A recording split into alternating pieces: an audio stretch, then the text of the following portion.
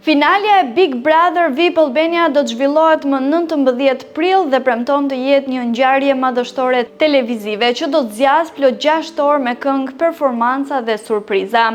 Moderatori Ledion Liço zbuloi në një intervistë për Top Channel se këtë vit eventi do të zhvillohet në 2 studio, ku njëra prej tyre është hapësirë e jashtme me tavan qiellin, duke e bërë motin një faktor vendimtar për mbarvajtjen e spektaklit.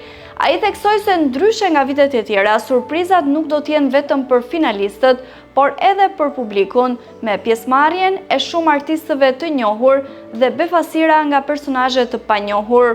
Finalja është konceptuar si një koncert i vërtet për të gjithë ata që duan të shijojnë spektaklin dhe jo vetëm nga ekrani.